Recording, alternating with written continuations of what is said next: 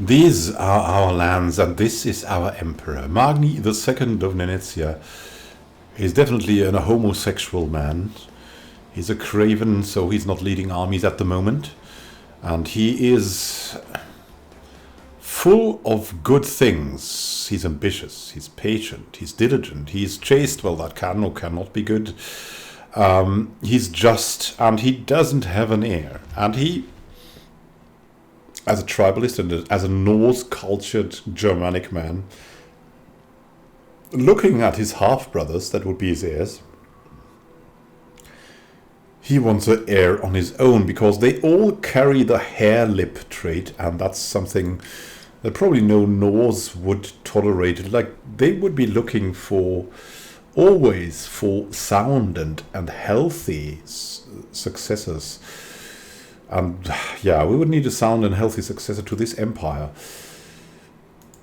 Empire, and that's where we go to the one big ambition that can already be fulfilled. Imperial administration. Increasing our vassal limit by 25. The feudal vassal opinion goes down a bit, but that's, I mean, the vassal limit is just such a great advantage. We have to do that. We can implement duchy viceroyalties then. So we'll have to go and beg around our vessels everywhere all the time for a while until everything goes nice. But that's about it. I mean, we're such a good character here. Emperor Magni II is such a good character that he's so likable that this will help us live with this for a while, and then we'll probably go with the flow, because we can increase the number of vassals by so much. We can, I think we have a base value of like 15, and this will bring it up to 40, which is absolutely great for us. So let's go for the imperial administration. And the good thing about this is, if you have done all the things before that, you now do not need a vote on that. The council is not allowed to initiate voting for this type of law. You need a lot, as you can see here. You need all of this. All of this. So it is a generational thing. This system of administration is similar to that of the Roman Empire, with a hierarchy of magistrates and functionaries running daily business in the name of the emperor. It allows for a power structure that hands less power to permanently landed vassals. We'll do that. The Lords of the Venetia have approved because they had no other choice. And now, you have another number of vassals that also doesn't seem to be okay or something like that, but it's better than before. As you can see here, we have also a lot of size here, and we also have the problem that we have no spy master. Look at that. Everyone, or most of the people, love us. That's good. And then there's that other thing that we really need an heir, because we don't want to split our territory with our strange hair-lip men brothers. As much as we tolerate them, we don't think they are fit to rule. That's another thing. But we're craven, so we're like going for this passive-aggressively, shifting in and out of it. We have a couple of kingdoms and jarldoms, as you can see here. The jarldom of Bjarmia and the jarldom of Svifjord are the ones we wanted to keep. The other jarldoms will have to go, otherwise we'll have a lot of problems with our vassals, I think. Well, let's see about Snorri, for example. Too many hill duchies, minus 20. Still, though, they have a very good opinion of us. And we should maybe wait one tick, but on the other hand, we can already look for a spy master. The spy master, that is, for example, Enda, the courtier of Venetia here. She's an old woman, still fit and lustful, though, and she could be someone we could imagine, knowing all the tricks. Then we have Kolbjorn, the second of Sroda of Merseborg. who is club-footed, a Roth, who's paranoid, he was gregarious though too, and who wants to become a counselor. He doesn't like us that much though, which is a definite disadvantage. We have Saga, who really, really likes us. For whatever reason, let's see, because we're personal diplomacy, diligent, just, both diligent in the Norse language, way arm protector, yeah, so prestige, emulating a legend, dragon amulet, and the ardent blood of brute. So in general, women like us a lot more, as you can see, because of that sex appeal thing.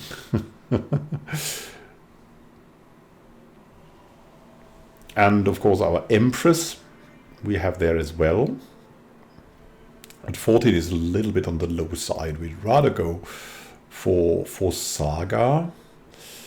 She's got lover's pox, she's greedy, she's temperate, she's cynical, she's deceitful, which is a risk. So, for example, this woman really likes us and is not deceitful, so we'll take her for now. She's really good at this. And our seer, Godi Swain, the cleansing flame of Bjarmia. Will we hunt down apostates? It has always been useful. And I think after the period of his father, even if he was loyal to his father, he knows the rumors. And so he either wants these guys to proselytize, but that's not needed anymore, or to hunt down apostates, because there's probably a lot of followers of hell still around. Then we have the Marshal Jarl Trost the Chaste. We could imprison Grima Stainsdottir. Yeah, that's our former concubine, and we will imprison her and sacrifice her to no. No, it's about that. It's about that. We'll banish her, I think, from the court. Here we go. I think she's been adulterous or something like that. Branded apostate too. And our marshal should go back to organizing the army. Let's see if there's something else here. Yeah, we have advancements in our capital county of Kuloi. Oh, trade posts. What? We'll have a look for this once we have let this run a bit. And now we can see we'll have a lot to order here as well. Let's have a look at the council. The council is still mostly liking us. We could look into replacing our Seer Godi Swain with Balder, the court tutor, if we want so. But he's already stressed and very old. And then we have this Godi, Ingvar, but he's also not much better towards us. We have Grima, our kinswoman, a princess of Venetia. I mean, she could be the one, right? And we would be understanding each other well. And maybe that's also a chance we would go for.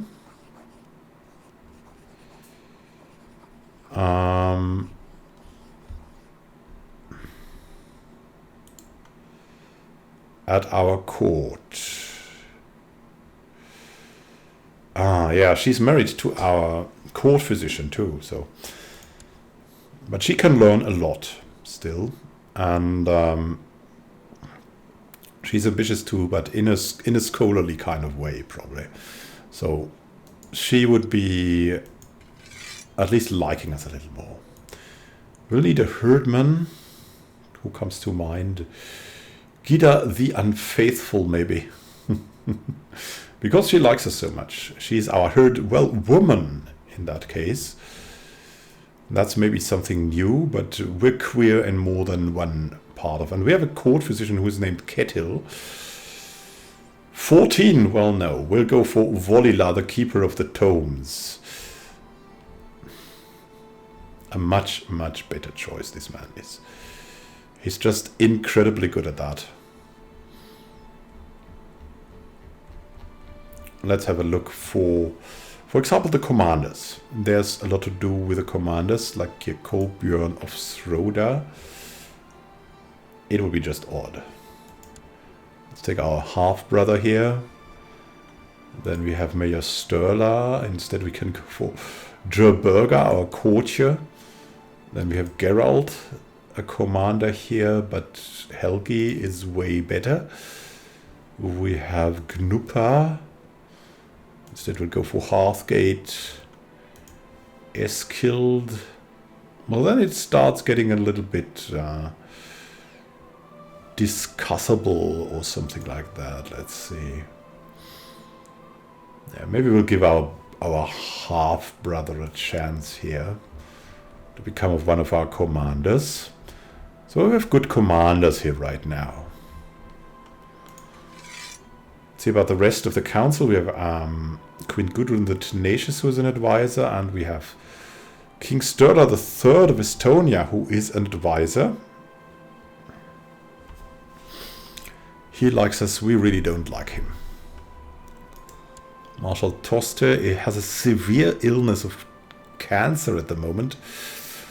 That's not looking good, so we must prepare for another way here. Let's see, we can choose an ambition. Make a friend become a paragon of virtue, and we want to groom an heir for the reasons we've just laid out. Fabricating a claim on the county of Shiraz is something we do not want. At the moment, we have better things to do, to be honest. And maybe we're not hunting at the moment, but we want to have an heir.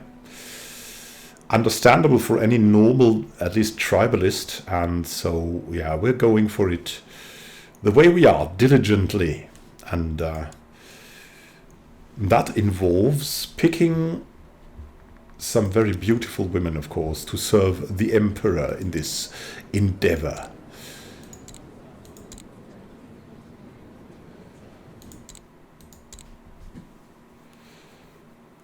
Let's see who could be chosen for this.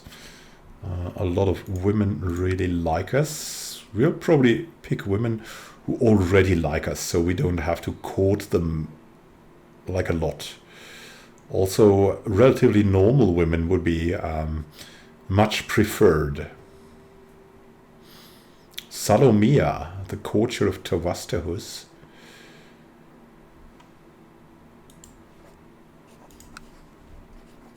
Seems to be a very good choice.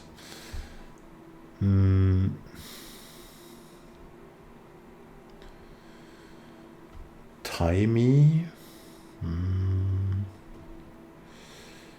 Ingegjord, slothful and stubborn. I'm maybe not. Aelika.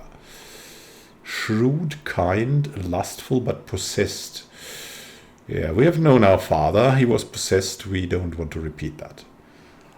Then we have someone here. It's also interesting. Ambitious, just, deceitful, and a little bit queer. Maybe not the best thing we can go for. Gerdr. As you can see, we're generally loved by women, which of course helps a lot. We have Alof. Björg is interesting. She's a little bit arbitrary, but gregarious, shrewd, diligent, a little bit paranoid. Well, it's okay. It's an okay combination. We cannot take her as a concubine, but we can invite her to court. And then take her as a concubine.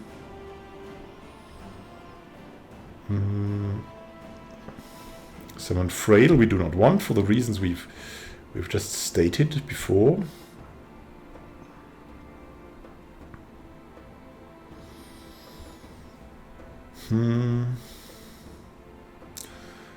Groomed, frail and dull? No, in any case, no.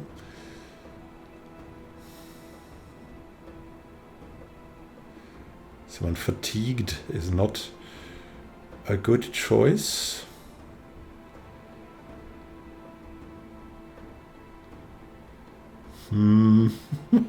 Rather not, eh? Values of 1, 2, 2, 8, 7. Nah, that's not really nice. That sounds like a very old phone number to me.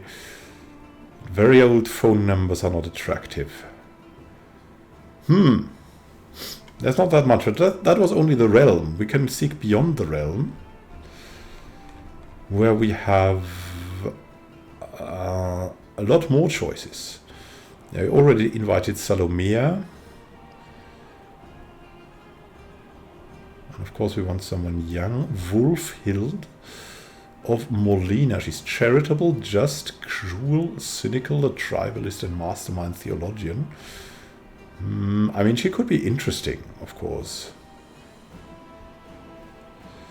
She really likes us. That helps, of course. Ooh. This. Whoa. I don't know. Yeah, maybe that was a good idea here. With Wulfhild, we'll try that. She's of the Yusufid. Other than that, she has very good values here, attributes, and she's attractive because she's so intelligent, probably. Or rather educated. Take her as a concubine, that doesn't work. It means we'll invite her to court. So he seeks to prove some, should we say, taste in women, even if he really didn't taste women, so to say.